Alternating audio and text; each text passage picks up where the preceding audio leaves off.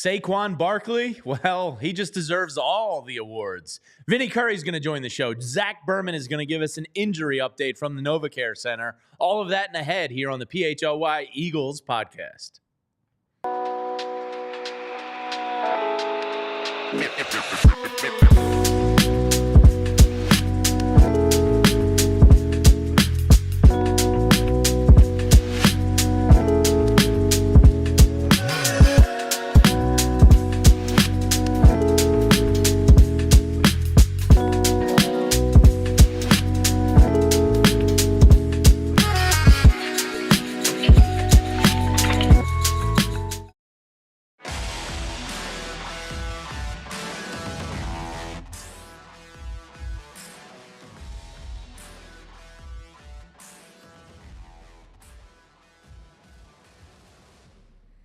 Hello and happy Wednesday to all out there. Welcome into the PHLY Eagles podcast presented by our friends over at Bet365. You can find out why it's never ordinary at Bet365. Use promo code PHLY365 at sign up. Get yourself $200 in bonus bets.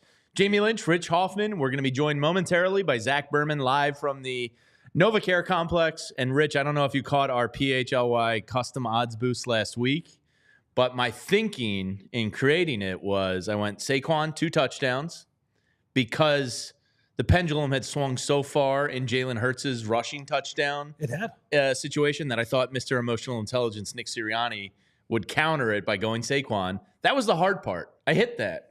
Saquon yards, 75 over. Piece of pie. This was a 6-1 parlay. The last leg, A.J. Brown over 75 yards, and an injury robbed us all. So that sucked.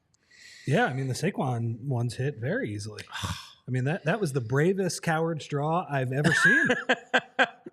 Yeah, that's when you knew the Jags were a bad team. When a coward's draw hits untouched for a touchdown, 20 yards, that's something, all right. Bo was leaving the stadium, so we didn't get to see his live Coward's reaction touchdown. But nonetheless, it was a hell of a weekend. Still kind of digested that one Sunday night when I got home. But let's get right to him. I believe he's there. Of course he is. ZB is never late. Let's go down to the NovaCare Complex and talk to Zach Berman. Zach, what's up, buddy? Hey, good to see you guys.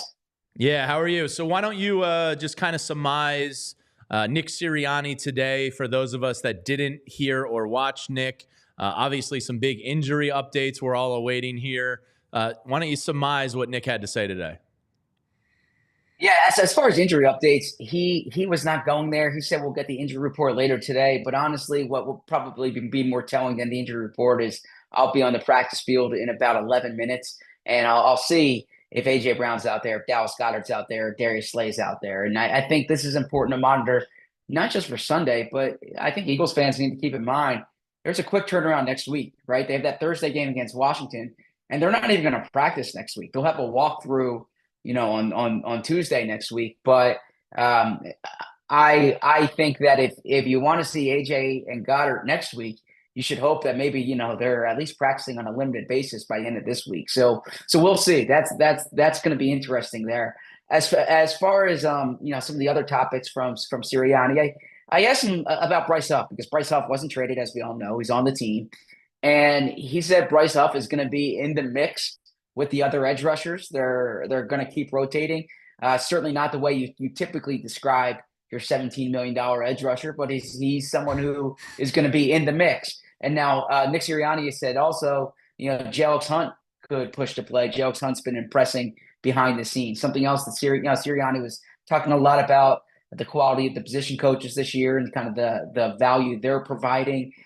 He spoke about managing Saquon's workload and being privy to Saquon Barkley's workload as the season progresses. And then obviously the background that Kellen Moore might have on the Cowboys and Cooper Rush in particular. He said they'll be mining for information, and it's going to be up to them to determine like what should be used and what should not be used. Zach, you mentioned the position coaches, and I'm thinking about the defensive side right now, where the Eagles have played really good ball over the past month, and you have, I think, a new face literally at every spot of the defense with Clint Hurt, with Bobby King and then Christian Parker on the back end. I know there's some guys who are still here. Jeremiah Washburn still helping out in his role. Just in talking to players, what have you learned about those three guys? I mean, you can really pick any one of them, actually. Yeah, sure. Yeah. So they're all quite different, right? I mean, Christian Parker, he's a young D-backs coach, 32 years old. He's also the defensive passing game coordinator. E.J. Smith from the Inquirer had a good piece on him this past weekend. And really, he was very highly regarded when he came over from Denver. Worked with Patrick Surtain in Denver. And you're seeing how well this group is acclimating. Bobby King, Nick Sirianni was effusive in his praise of Bobby King today, a real experienced linebackers coach. And that's something the Eagles haven't had in the past. And you see really the development of Zach Bond, the development of Nakobe Dean. I think Bobby King deserves a lot of credit there. Clint Hurt has been a coordinator in this league before. He's called plays. He's run defenses. He's done a good job with that rotation on the defensive line. And as you talk about these guys, one thing that jumps out and really compares to last season is the experience of the group. Like, take away the age of Christian Parker. Every one of those guys has been a position coach in the league before. And that's not to say you shouldn't give someone a first chance. But last year, the Eagles didn't have position coaches who had that type of experience. And part of that is because they were replacing their secondary coach and their linebackers coach after the Super Bowl. The hiring cycle is kind of up by then. But this year, the Eagles got an early start on it. And I think they have a much more high quality or a much more experienced staff than they had a year ago. So, Zach, the Dallas Cowboys made the odd decision to be buyers at the deadline. What I didn't catch your show yesterday. What's your general takeaway of the Cowboys' decision at the trade deadline? Granted, I think it was a 6th-round pick. It wasn't, all the capital. It was a 4th-round pick for Mingo. Excuse me. So they gave up more for Mingo than they got for Amari Cooper. Odd decision. What do you make of it? Yeah, so this is interesting here because you're talking about a guy who was a 2nd-round pick a year ago by the Panthers. And so this is a situation where the Cowboys are going based on their college scouting report. Mingo has not been good with the Panthers. Granted, the Panthers have had nobody's been good situation. With the Panthers. And in the year and a half that he's been there. And so I don't want to compare it to the Jahan Dotson trade, in that Jahan Dotson had a little more production in the NFL than Mingo did. But when you acquire someone who's on a rookie deal, who was a high pick in this relatively short window that he's been in the league, oftentimes you're saying, all right, this is a guy that we really liked coming out. And for this circumstance or for that circumstance, he hasn't played to his potential, but he can be more here. Now, in Philly, that hasn't been the case with Dotson. If you look at the Cowboys, they've always liked these height, weight, speed wide receivers. That's kind of a prototype that they've liked the draft. And, I think that if you looked at it like Mingo had a low 1st-round grade or high 2nd-round grade on your board a year ago, and now you get him for a 4th, I still think that price is too high relative to the market value elsewhere in the league. I don't know who you were bidding against, but that's probably the rationalization or the justification for it. ZB, you mentioned Jahan Dotson in that answer, and I got to say, I've been looking at Washington's remaining schedule, and it's easy. It's not that hard, and they clearly, like, whatever you think of them. I know they have a couple of blowout wins. They have not been quite as impressive the last few weeks, but they just take care of business every single week. They make probably the biggest move of the trade deadline yesterday. And as a team that the Eagles are going to face in, a little over a week now, what do you make of Marshawn Lattimore going over there? Huge acquisition. And I give credit to Washington for not just sitting there and saying, they have these picks, they have these young players. Washington has a window right now, right? I mean, if Jaden Daniels keeps this up, they're 7-2. They can make some noise. And look, I think the Eagles are the more talented team than Washington. I think the Eagles are the better team. But I would say that those 2 games, next Thursday, and then later on, what is it, December 23rd, September 22nd, late December, right around the game before Christmas. That's how I know it. And those 2 games, that's going to determine the NFC East, right? And, if the Eagles can sweep Washington, they'll be in the driver's seat. If they split, a lot depends on what you do elsewhere. If they lose twice to Washington, the Eagles aren't winning the division, right? So, it seems weird to say when the Eagles have this huge game in Dallas this weekend that really the injury comes 4 days later against Washington. But the injury comes 4 days later against Washington because the Eagles are heavy favorites. They should beat Cooper Rush and the Cowboys, even though they haven't won there since 2017. But I think that Washington game is going to be fascinating. Is this going to be weird? I mean, again, I don't think you've been in the locker room yet this week, but just the general lack of juice for an Eagles-Cowboys game, considering the state of the Cowboys and really how well the Eagles have played over the past few weeks.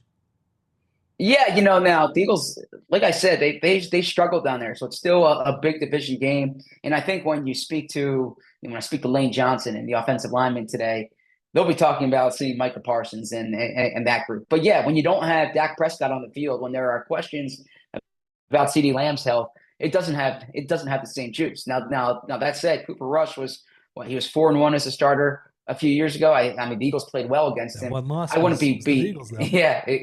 Exactly. So I would expect the Eagles to go down there and win that game, but I've seen some fluky things in this division.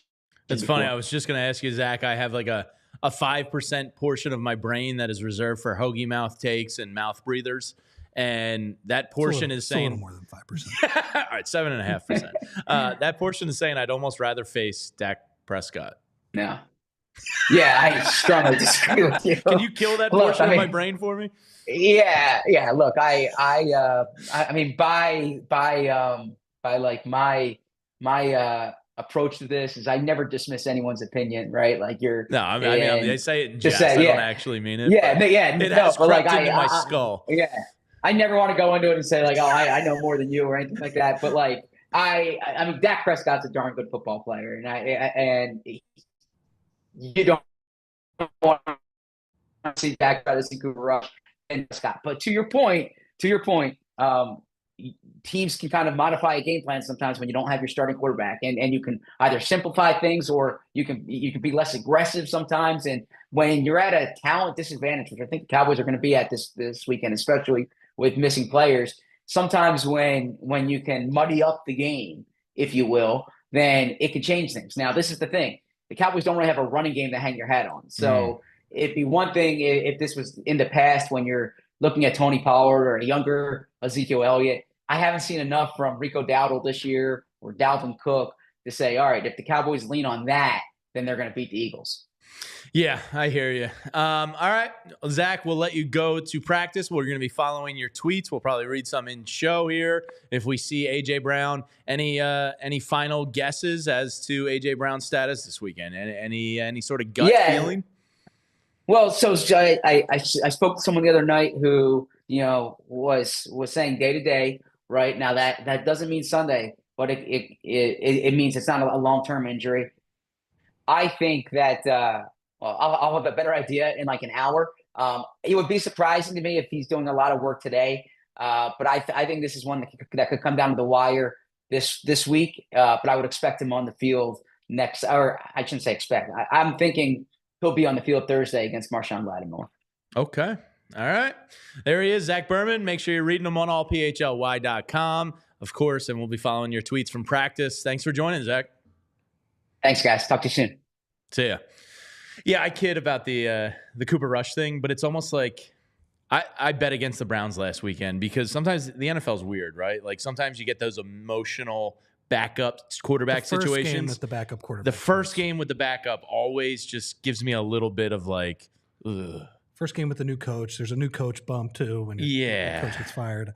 And Jameis obviously came crashing back to reality, back down to earth after that. So getting Cooper Rush right away. Yeah, he was good for them a few years ago. Obviously, he ran into a buzzsaw Eagles team at the end of it, but 4-1, if you get 4-1 in 5 games from a backup quarterback, it's a damn good success. I know the PHLY for Bo is being inactive the entire year, but I would also call that the PHLY being 4-1 for a competitive team at any point of the season. True.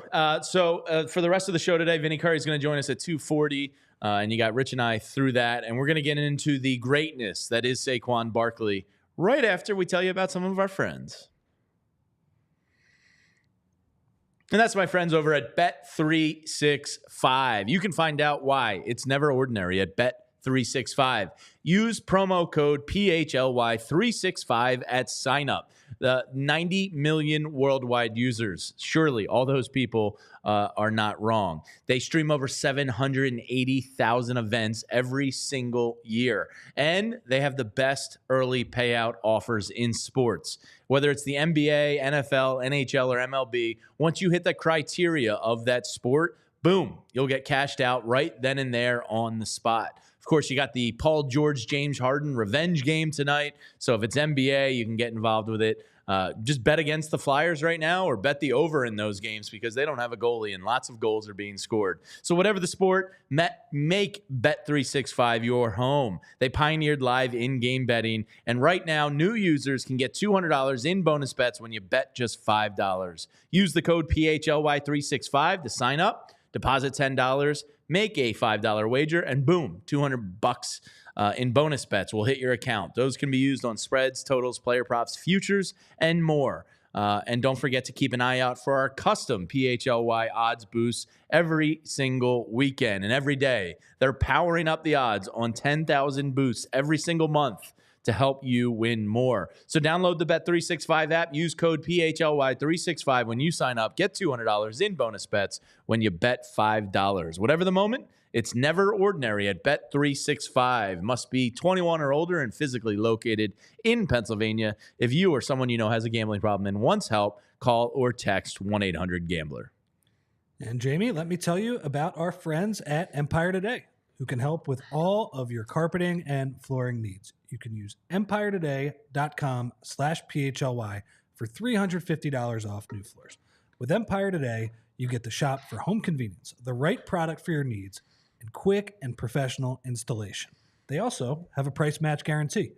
Empire Today is the best place to get new flooring. So, of course, there are copycats out there, but they cannot beat Empire Today on quality, service, and speed. So they'll advertise lower quality products that Empire simply will not carry. Their philosophy is to help you find what you need and not overwhelm you with thousands of choices and substitutes. What they leave out of their selection is just as important as what they leave in.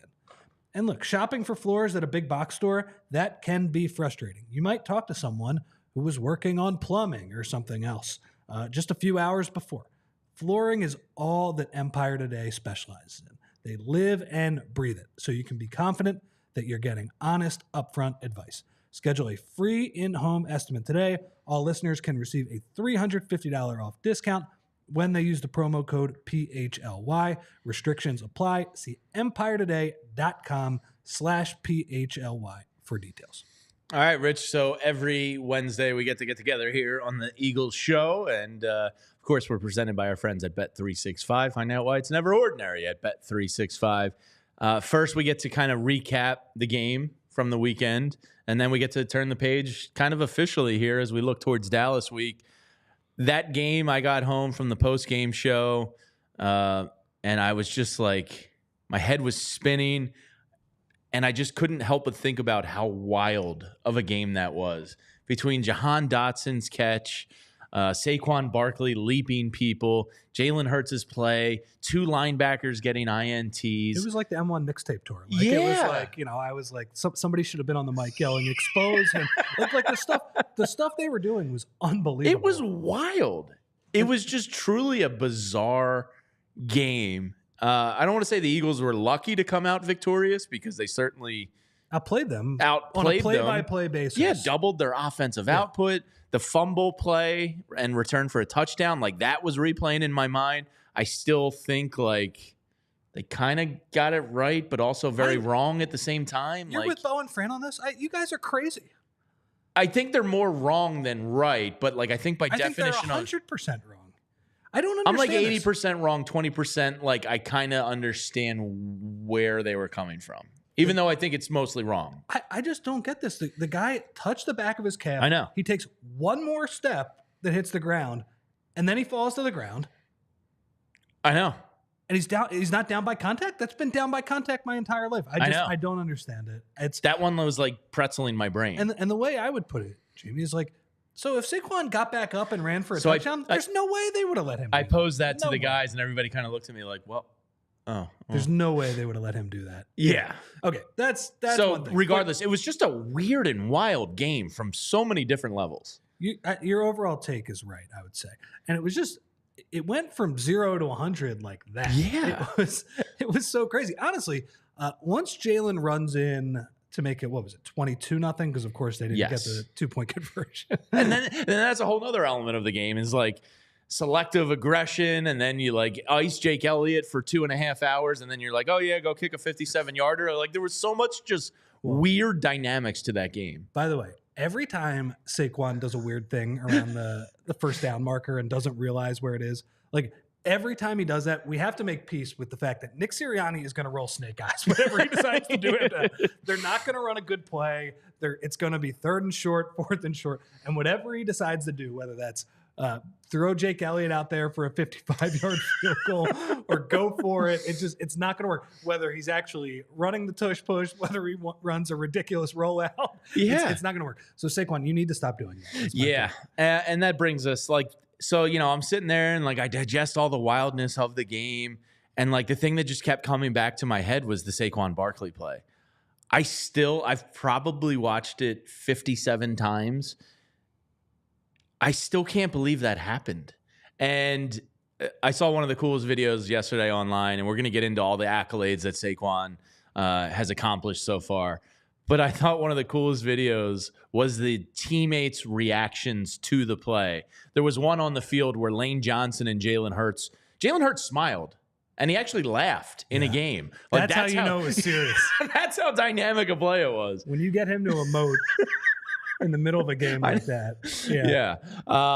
And then you saw the angle of the sideline, and we're going to share it with you just because it's very joyous. And I think Jordan Davis and Reed Blankenship win. Dallas Goedert also pretty good, but here's the reaction of the sideline. They also can't believe what they just saw.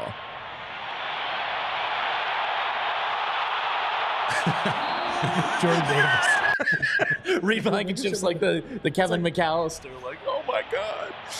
Yeah. It was just really cool to see guys that have seen everything on a football field react like a 7-year-old kid again. I think it works too because Jordan Davis and Reed Blankenship are just so different. Their sizes are different.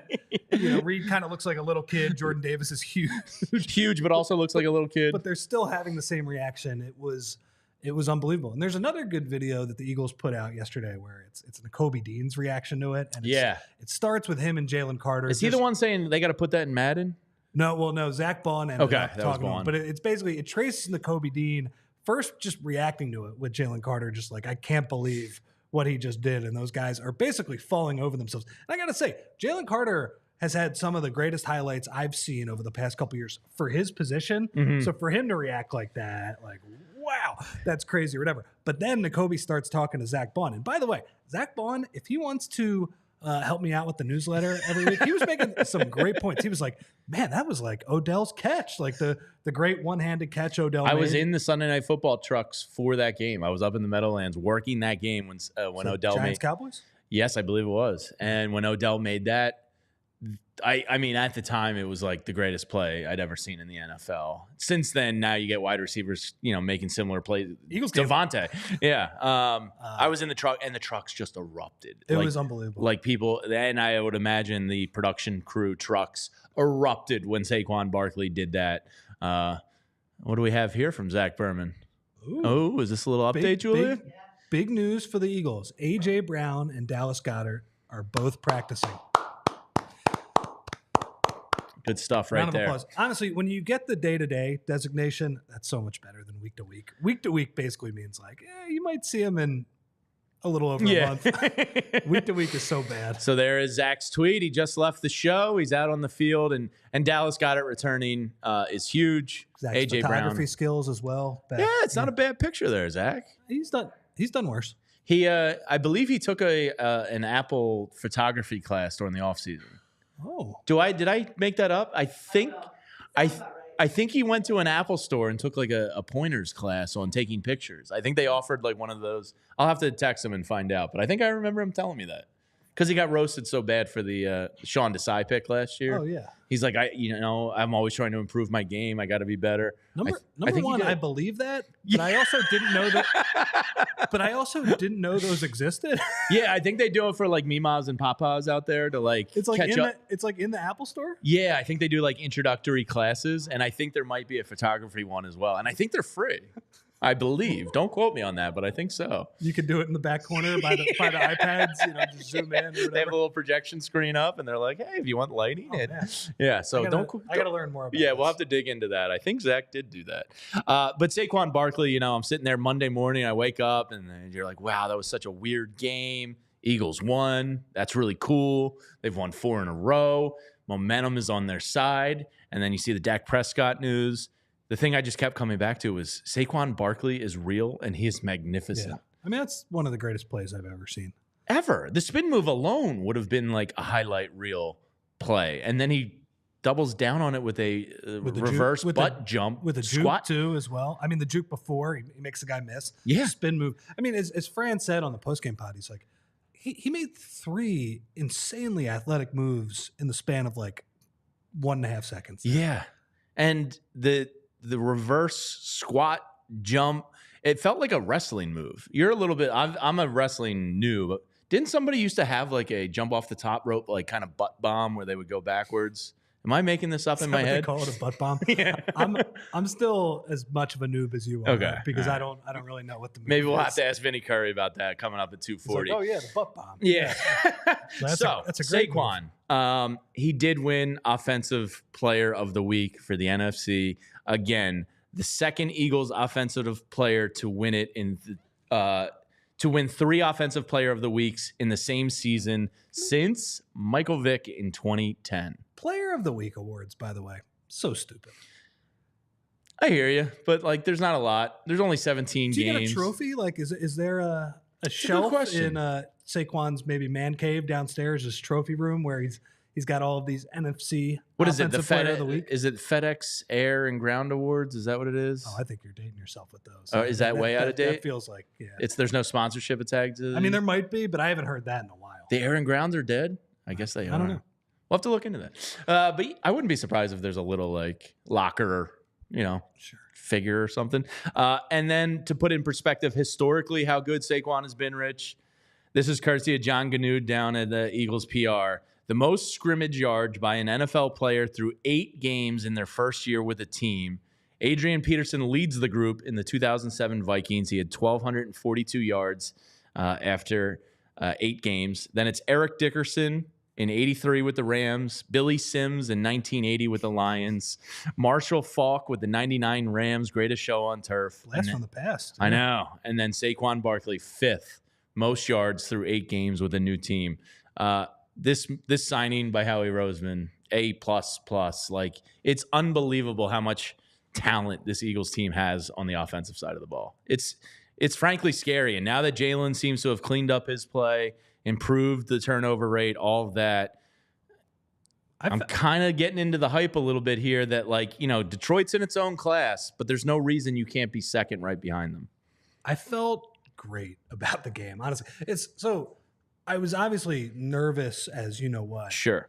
When Jacksonville was driving at the end of the game, and I was like, are we seriously going to have to talk about Nick Sirianni, all those moves backfiring? Although I do agree with ZB and Bo have kind of talked about. I did not think this was as bad as some of his other games. I think it was, in practice, destructive because every move he made backfired. But I also understood a bunch of them. But like, it just would have been such a stupid game to lose. I guess my main point, though, is, Jamie, I think he made enough right decisions where I can look and say, all right, they found a way to avoid the super stupid loss. And what I care about is, unlike last year, on a play-by-play basis, they dominated that football game, right? Yeah. And some of it is that, as you said, Saquon, but also Devontae, also that Dotson catch. I mean, the Dotson catch was wild. Well, it was also wild because it was more yards than he had contributed in 5 in the first games. 7 games. Yeah. Or 7 games. Yeah. So, yeah, that's bad, but nice play. Yeah. The Devontae catch, just freakish. Otherworldly body control. Yeah. And I mean, you just look at this, and Jalen obviously plays I thought he was holding it a little bit too long at the start of the game, but he's getting into a rhythm. That was obviously a very nice throw he made. The throw on the deep crosser to Devontae as well. Beautiful throw as well. And you just kind of look at it and say, man, you got a lot of talent on this team. And then you have, the defense, right? You have Cooper DeJean and Quinyon Mitchell. You have the 2 linebackers. What a game for Zach Bond. And then great moment for Nakobe at the end. Nakobe, who's a guy who I think all of us have been rooting for. Sure. But just has not quite shown it. And he really hadn't shown it through like halfway through training camp this year, just didn't know if he had it, right? If he had the ability to cover and play at a high level at linebacker. So for him to make that play and then celebrate with the fans afterwards, that was really awesome. cool. So overall, Jamie, I'm like pretty positive about that game. Like, sure. I don't think if you play out that game with both of those teams, those general levels that they both showed, I think the Eagles probably win by 2 touchdowns way more often than not. It just was crazy that every high leverage play was going against them. So I feel good. Yeah, and to your point about Sirianni, I do think fans are at a point where they're kind of looking to hate because to your point, I don't think it was like his worst mismanaged game yet. When you get a penalty and you get the ball inched up to the goal line and you have the tush push in the bag, like the right play is to go for it there. So I didn't like mind that stuff. At the end of the game, they were actually in a scenario where going for 2 was the right move, and the fans were so crisscross mentally that they started booing. And I was like, I think I said to Bo and Fran, I was like, no, what are you booing? This is actually the right time to go for 2. The one disagreement I had was when he had the opportunity to make it a 2-score game with the field goal on the 4th and 3, and they pulled out that cluster F of a play. That was bad. That to me was like the one where I was like, dude, take the points. That was the one that was You're bad. making it a 2-score game. Or if you go for it, like a better play. Run the touch push or second. One of those 2. Yeah. You clearly took the worst of the 3 options. Yeah, but to your point, I do think fans are looking to hate on Sirianni. Look, and I think the reality is you have to give him a lot of credit since the bye week. Yeah. I would kind of rather him just take the field goal, like the extra point most of the time. But at least I understand what he's doing, right? That has been an unstoppable play, getting it at the 1-yard line, and they stopped it, Jacksonville. Yeah. And they were in reality, you know, like the review. Another aspect of the game in the wildness was it was a very poorly officiated game. Oh yeah. Like he got in. He got in on the one. Yeah. I'm with you. So I was wrong. The FedEx air and ground players of the week are still a thing. All right. I stand corrected. You made me feel real old there for a minute. I just voted for Saquon Barkley. So I would imagine FedEx sends them a little something. Right? What? Like if they win that award, you probably get like the FedEx like little truck. Like a model truck? Yeah, you put it in the locker or something. It's like air player of the week. Yeah, what a rough trophy that would be. I like I'm a little bit of a trinket guy, so I would. Are you? Yeah, a little bit. Do you like did you get the Hess ones when you were a kid? I never got into them as a kid, but you know, they were always a big That was gift. a big Christmas thing for me. Yeah, I like trinkets. Like those shelves out there with like a bunch of you know, like shenanigans, a bunch of goofy S on the wall. Like I kind of like stuff like that. So if I was Saquon and I got a little FedEx like ground award of the week, I'd put it up in the locker. Yeah. All right, we got a lot to get into, and Vinny Curry is going to be joining us shortly. But let us take a moment to tell you about some more of our friends here at PHLY. And that's my friends over at Ace Hardware Home Services. I have been a devotee of Ace Hardware stores for a long time because, one, you go in there, not only are they friendly, but they greet you at the door and they say, what do you need help with? How can I help you today? And if you're unsure about a project you're undertaking, they can basically walk you through every piece of material and tell you how to do the job. And they're just that neighborhood helpful hardware place. It's so much better than a big box store. So why wouldn't I trust those same guys? Because you know they're like retired contractors and guys that are just looking to stay in the game. Well, now you can bring those trusted hardware folks right to your front door with Ace Hardware Home Services. Whether it's a leaky pipe, an air conditioning issue, maybe a leaky faucet. 2 things I don't touch in my house, electric and plumbing. I go to the pros for there. And that's why I go to acehardwarehomeservices.com. They can get you started on your next project. They're bringing helpful home, the helpful you love from the store, now right to your front door. So visit Ace Hardware Home Services online at acehardwarehomeservices.com to get you started on your next project.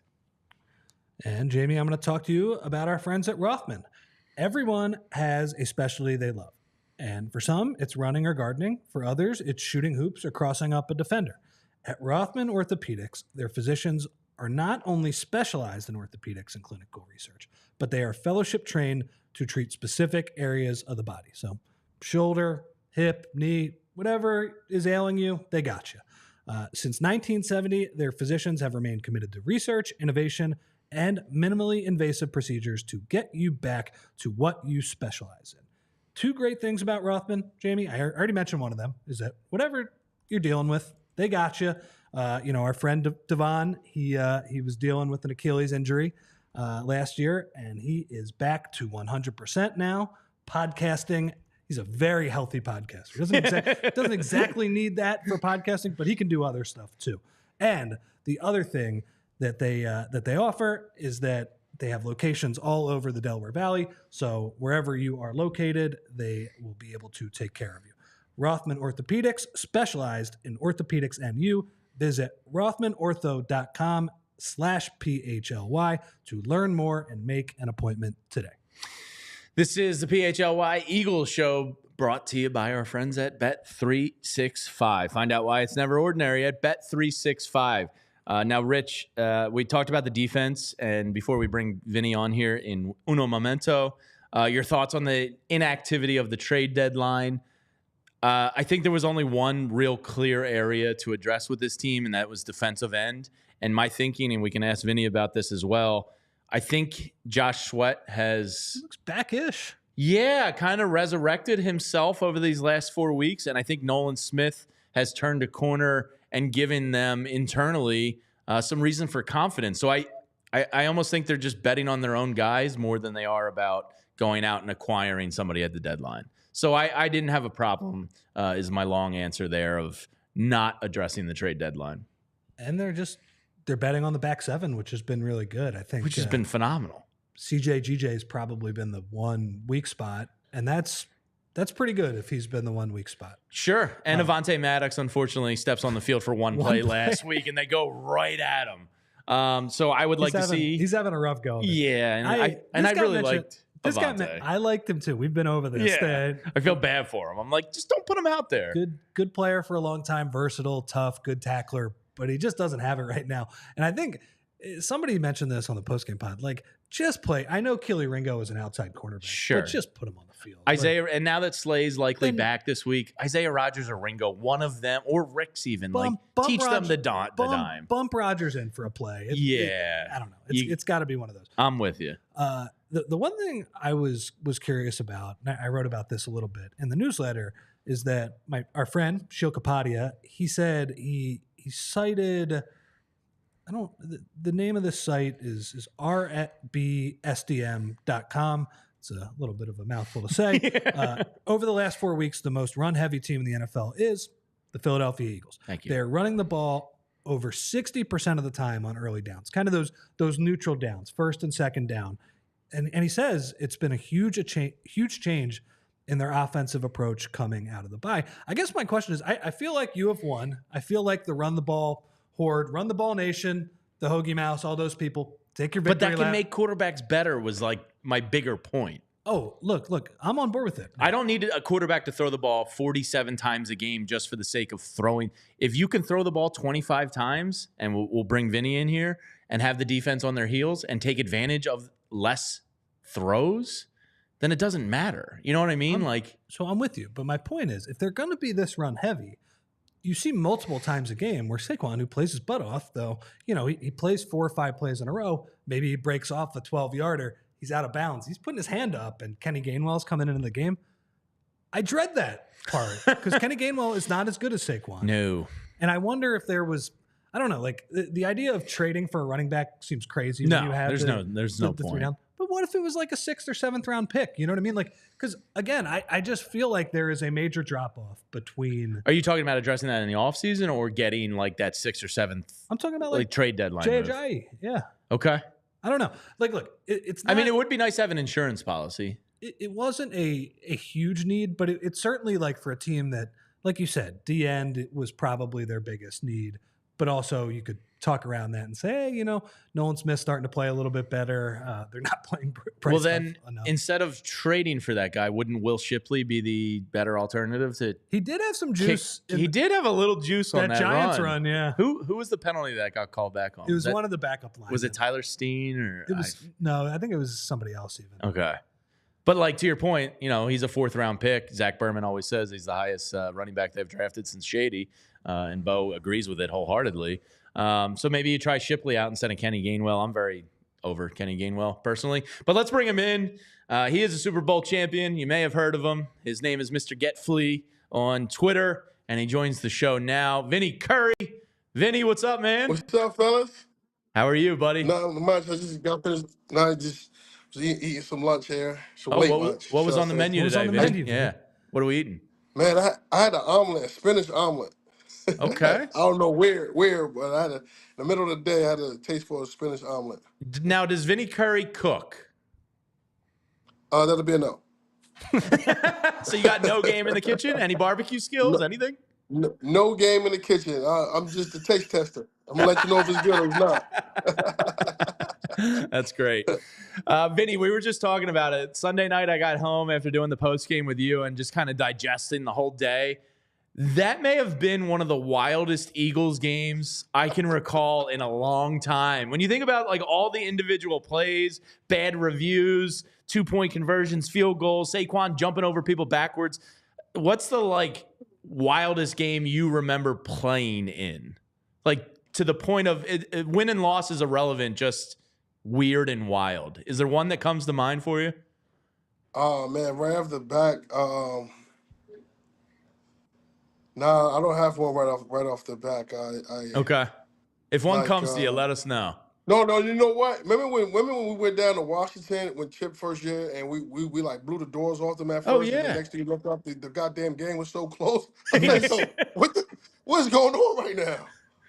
Yeah, Michael Vick had like 4 touchdowns in the first half. Bro, that was crazy. Yeah, it was crazy. And then next thing you know, Washington had caught up. And then that was like the first time that the defense is playing like 97, 98 play. It was something crazy. Like, wait, what? Like you played like 2 NFL games and won that day. That was crazy. You're right, Vinny. Everybody remembers the offensive fireworks, but I'm pretty sure you guys had to recover an onside kick to win the game at the end. Like, that game was crazy. Yeah, so I think because we were so excited, like emotionally, like how fast they were scoring. But then next thing you know, you look up and it was like, yo, how this game get so tight? Like, what happened? Like, it was crazy. But as far as that game on Sunday, I mean, if you was there, you definitely got your money's worth. Yeah. It just went from kind of, I don't want to call it boring, Vinny, but I was kind of putting my feet up a little bit at the beginning of the second half. Jalen runs in. It's like, all right, this is a great boring win. They just dominated them. I know. I left a little early to come, you know what I mean, to come to the studio. And I said, I'll get there early, see the guys a little. And then I'm looking, I'm like, okay, that fumble. Okay. What's about to happen? And then it was just so quiet in there. It was like, we had the barbecue, Vinny, and we all just kind of looked at each other like, oh no, what just happened? And it just got quiet and weird. But I tell you what, though, like those the games that you have to finish because of the way they start. And that's you want to if you want to take a positive out that game, that's how I felt. I'm like, you know what? They understand you got to finish in this league. They understand the finish. Too close for comfort, damn too close for comfort. But the way they finish and the excitement throughout that whole game was a little crazy. Oh, I'm with you. I still feel really good about the team. Like it's just avoiding that almost terrible loss, right? And you can look back at it and say, well, we still did a lot of good things in that game, whether it was the offensive fireworks. The thing I wanted to ask you about, part of the reason the game was boring was in the first half, the defense pitched basically a shutout. Like they were not moving the ball at all against them. What stood out to you about the defense? And frankly, like, one of those touchdowns comes on that freak play where Saquon fumbles. I don't actually think he was, I think he was down. But for the most part, defense, really dominant effort. What stood out to you? Oh, man. Cooper, like, I just think everybody played together. You know what I mean? Like, N'Kobe Dean had a great game first half. And the defensive line play was crazy. Guys took advantage of their one-on-one matchups. Jalen Carter was getting double, and it was leaving guys on the island, and guys was actually winning their one-on-one matchups. That's what we're used to seeing as Philadelphians. We're used to seeing guys win their one-on-one matchups, and that's exactly what you saw. It was a crazy game. I'm not sure if you watched remember last week when we talked a little bit about Trevor Lawrence a little bit. We said that he's a deep setter. He's going to try to, extend the play and things like that. Guys took advantage of the scouting report, and I just think he just ran into a defense that Vic got these guys playing at 100 miles an hour and they just hunting, man. And I'm here for it. Yeah, Vinny, and one of the reasons I think the Eagles didn't make a move for a defensive end help yesterday is that they're betting on their own guys. And you've been talking about it, what you've seen from Nolan Smith over the past couple weeks. Josh Sweat looks like he's back at a rate, that looks like his old self again. And Jalix Hunt, even, they're talking about, is really performing well behind the scenes and might get more of an opportunity here. Do you buy that's the reason that they didn't upgrade, that they believe they have in-house what they need? Absolutely. I think for sure two things. Now, I do think the secondary is playing unbelievable football, Yeah. which is allowing the rush to be themselves and get there and get close and sniff the quarterback. Now, what I mean? So, I want to just give, that back end and them linebackers, they flowers right now. Yeah, I don't think it's a coincidence it turned the corner since Cooper DeJean went in the starting lineup. It just looked like a whole different, I don't want to say team, but it's just like a different sniff of energy, different stink there. Guys look like, they wanted a little bit more. Guys are playing fast as hell out there. And I think that's has a lot to do with it where, when you get to the trade deadline, you're looking around, looking at your talent like, wait, hold on. We got something here. These last 4 games they done put out defensively has been really, really good tape. So, I'm thinking that's probably what he's thinking at the deadline. Vinny, the team released some videos of the defensive players reacting on the sidelines to Saquon's reverse hurdle. Now, I don't think we've ever seen that move pulled in a game, but were there any ever moments when you were playing for the defense, whether it was Shady or Deshaun or somebody, where they pulled off some crazy move, Vic, somebody like that really kind of, the defense just started laughing to themselves on the sidelines? Oh, absolutely. I mean, every time Shady got the ball, it was one of those, like, let me get up real quick, get ready. Well, you just knew something amazing was going to happen. But even the catch, we were talking about the catch like that. There's been some crazy catches this week. The one catch that stood out to me was we're at Tampa. Do y'all remember this? Nick Foles throws to Jason. Yeah. Vaughn catches that thing with right like at the 3 sideline. fingers. And that was like to see that live and be right there, and the way we won that game was crazy. So I'll definitely see some amazing stuff from my teammates. So one of the amazing things from last weekend, Vinny, was 2 linebackers for the Eagles had interceptions in the same game. The last time that happened was the pickle juice game for the Eagles back in the day, Dallas week. Dallas week, you grew up a Birds fan. It probably means a little more to you than a lot of the guys in the locker room. But what's your first kind of gut reaction when you hear it's Dallas week in Jerry's world?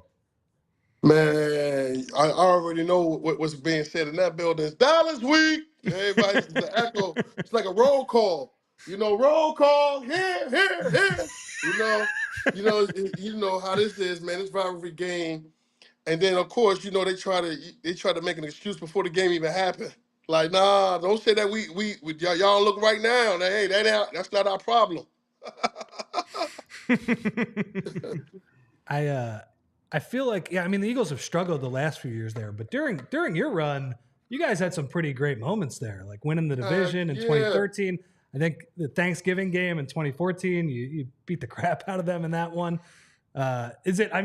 Obviously, like, it's probably a pretty unique stadium to play in just because it's so big and all those things, but what's that like? It's the atmosphere, man. It's the atmosphere. Like, when diehard Eagle fans meet diehard Dallas fans, some crazy ish gonna happen. You look in the stands, you see all type of fights, all type of craziness going on. You're like, God damn, how you not love this?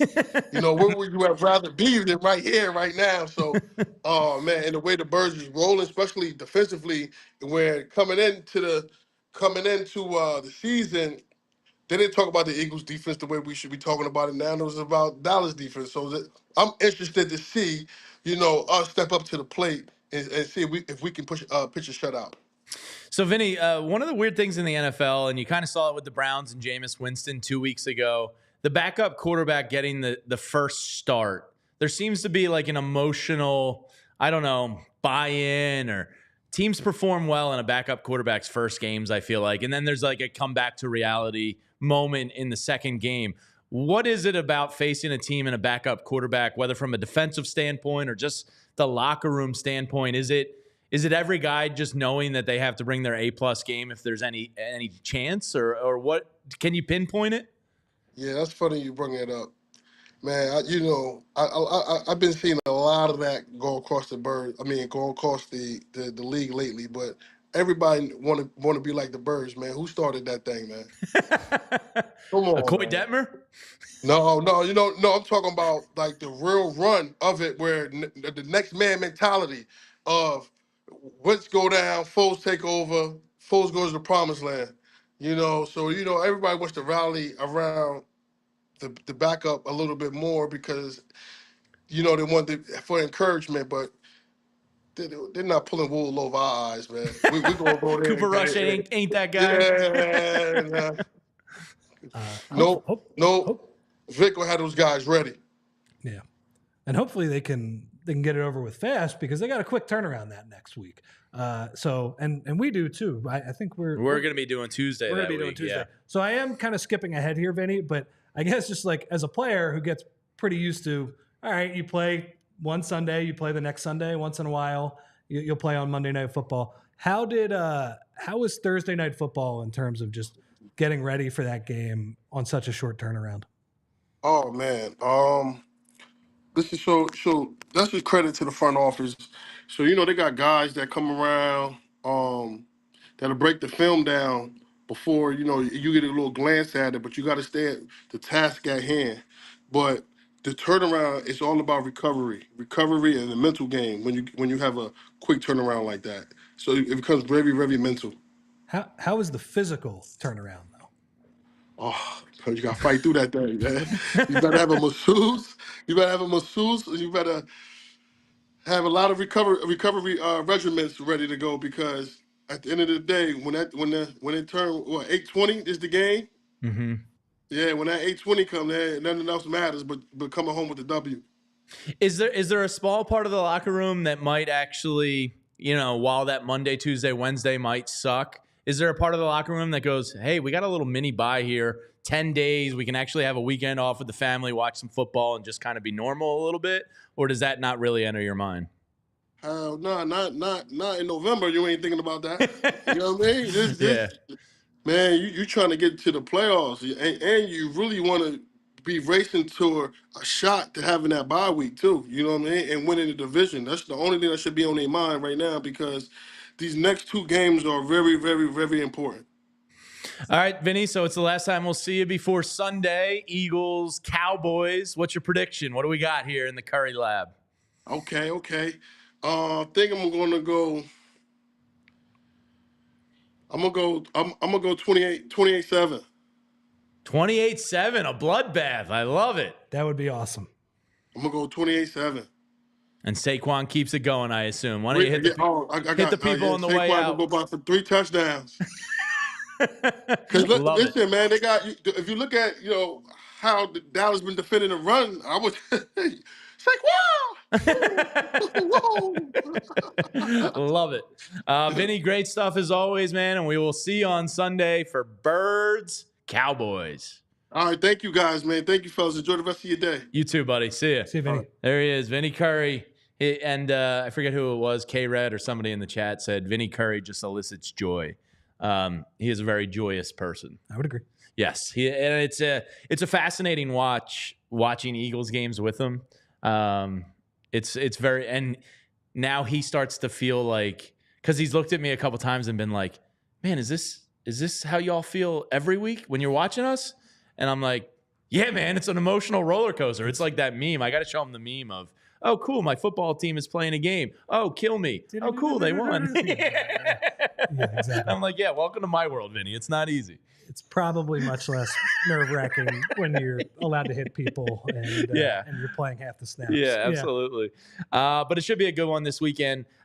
So it's the Running Backs Matter Bowl, man. Because I cannot believe Ezekiel Elliott's on how the team. bad the Cowboys' rushing attack is. I mean, I can believe it because they re-signed Zeke after that year in New England. Dalvin Cook, you're bringing in. The last time they seriously went into the season with Zeke as, I don't know, was he their starter or was it Dowdle? Yes, I mean, they thought Dowdle was going to give him a run, I guess, but like at best a platoon. 2 years ago, the last thing they did with Zeke was have him line up as the center in that game. That felt like that should have been that was the funniest NFL play ever. End of his Cowboys career. And then they just run him back. And then they have Dalvin Cook. I love it when national NFL writers, they'll show like Dalvin Cook like working out in his home gym. And like obviously like he's in better shape than the average person. But they use that as evidence, like big signing coming up. He's throwing a medicine ball in his home gym. Even though he's been watched for a long time. Yeah. So it is Dallas week, and I saw this stat. I think Crossing Broad or somebody put this out. The last couple quarterback matchups between these two teams have been some odd stuff.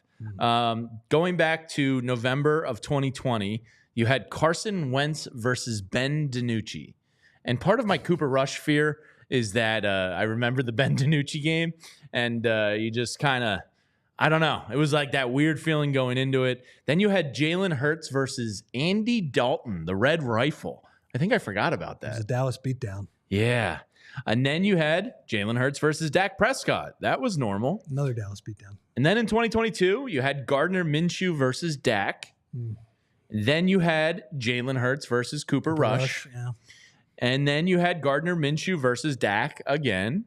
And then the last two, last year was normal. You had Hurts versus Prescott in both games for the first time. It's just weird that Eagles-Dallas, even though those quarterback matchups have undoubtedly been weird, it's weird that this is not the premier matchup in the NFC East this year. No, it's Commanders-Eagles. Yeah. By a large margin. Washington and the Giants have been – Washington has that once every 4 years, 5 years where they sneak in, and it's a good team. Obviously, the COVID year. Like the Commanders winning the division during the COVID year, that was perfect for them. Like they lost in the first round to Tampa, I think, too. Yeah. Like that's what they do. They win the division, they sneak through during a bad year, and then they lose in the playoffs in the first round at home. But like the Commanders and the Giants have been bad franchises for a long time here. And it's been, as much as you want to make fun of Jerry, and he's having a rough year right now. Oh, yeah. Yeah. I don't know what is going on with him. They've done a good job with their roster for a long time where it's been them and the Eagles kind of neck and neck trading blows. I mean, when's the last time the Eagles won a game in Jerry World? I think it's 2017. I think it was the Super Bowl season. Wow. I remember Amari Cooper has a big game in 2018. Oh, yeah. I think I played him in fantasy that week, and it was like doubly like awful for me. Yeah. Yeah, it is always a little weird down in Dallas, but I think my confidence level is kind of like supreme going into this game. The Eagles are just clicking right now. And Fran and Bo have given me the honor in the postgame show, Rich, of being the president of the Quinyon Mitchell fan club.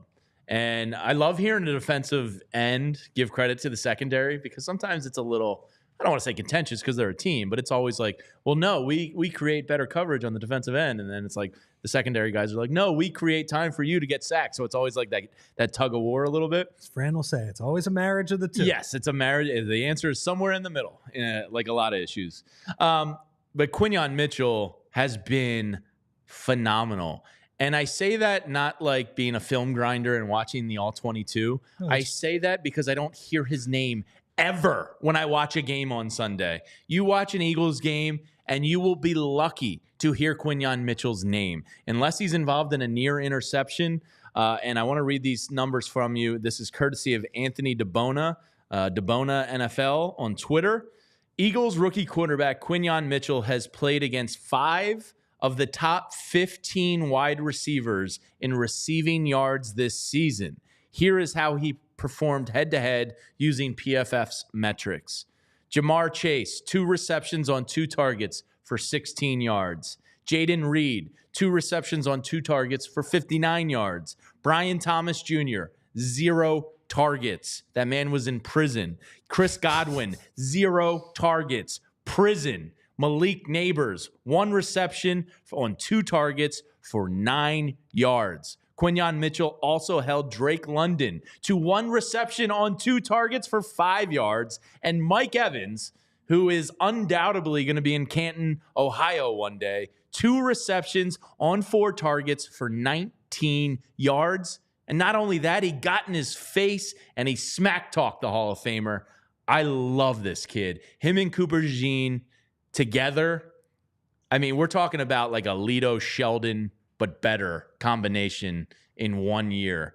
What they did in the draft this year with the cornerback group is frankly unbelievable. And they're going to reap the benefits of it, not just this year, but for a decade. Let's be conservative and say 8? At least the next 6 years, Yeah. And then we'll see. We'll see if they keep going. It really is unbelievable. By the way, Ronald Darby's still playing for the Jaguars last week. When I looked, I usually look at the R-Lads depth charts before the week just to try a little and, refresher. Get a little more acquainted with the team. But I was watching a London game a few weeks ago, and Darby made a tackle, and I was like, oh man, he's still really involved with these guys. And I mean, frankly, I didn't even think he played that poorly. Like, he was the one who got beat on the Devontae touchdown. He was kind of good coverage. It was an amazing throw and catch. A great throw and catch. Not much you can do about it. Anyway. And then to throw some flowers into the diehards out there, thank you for joining us. To throw some final flowers at Vic Fangio's feet here, Rich. The defensive ranks are really unbelievable. This is courtesy of Brandon Lee Gouton. The Eagles' defensive ranks, they're now 5th in success rate, 5th in opponents' yards per play, 6th in opponents' offensive points per game, 10th in defensive DVOA, 12th in EPA per play, and that's having, as Brandon points, that's having some bad turnover luck. Only 6 teams have had fewer takeaways, ranking as the 4th lowest spending team on defense this season. Doing more with less equals good coaching. Vic Fangio has these boys, they turned a corner after the bye. They're not missing tackles. I think more turnovers are going to come. You're starting to see them come in bunches here. The defensive turnaround has been nothing short of amazing. We were looking for competency, and it looks like we're going to get better than that. And that's a really impressive job by him. And also, too, I guess it goes to show when we were talking during the bye week about, and, on the heels of that Tampa game, where that was their worst game of the year, where they just looked completely unprepared. I think it just goes to show Vic Fangio in the first month, he's lighting that one on fire so the rest of the year can be good. The man is just a slow starter. He's not putting anything good on tape. I'm just kidding. But there probably is something to it. It takes a little while to pick up whatever. And I think for both offensive and defensive purposes, there probably is something substantial to that. A new system in place. In the offseason, Jalen Hurts said it was like 95% new terminology or whatever the quote was. There probably was a patience degree with both offense and defense. And, look, it seems to be paying off. And, if you ever want to get into the film grinding of Fran Duffy's brilliant world, you should consider becoming a diehard here at PHLY. There's tons of great benefits, including free merch, invites to our Discord, discounts on events, and, of course, the best writers in the city. And Fran's film work, to me, is worth it alone. So if you want to support us here at PHLY, consider becoming a diehard today. Since we won't see each other until Sunday in Manayunk, by the way, a reminder, Rich and I will be out at the Rook in Manayunk this Sunday, a little watch party. So you can join us at the Rook in Manayunk. It's a great spot. You can RSVP on allphly.com, the events tab up top. You get a free pitcher of Miller Lite and entered into the giveaways we'll be doing. Looking forward to that. Looking forward to just kind of enjoying. I think this is the first Sunday I'm entering a little stress-free. I had it to a degree this weekend against the Jags. Felt really good. Now I feel like the team's in a great place. And there it is, the Rook in Manayunk. So if you can come out and hang with us this Sunday, we would love to meet you for the 4 o'clock kickoff. I'll probably be there around 2:30 or 3, and we'll hang and have a good time. Drink some beers, watch the Eagles beat the Cowboys. Yeah, some Miller Lite smoothies on a Sunday before Cowboys week. What's better than this? All right, for Julia Hoff behind the scenes, thank you. For Rich Hoffman, I'm Jamie Lynch. Zach and Bo are back tomorrow. I believe Fran is in the saddle with them. Julia, is that correct? 3 of them, The 3 of them tomorrow. And then, of course, the professor on Friday, Daynez, with Zach and Bo. So we've got you covered all week here at PHLY. Thanks for hanging out with us today. And go Birds! We all silly like the mayor.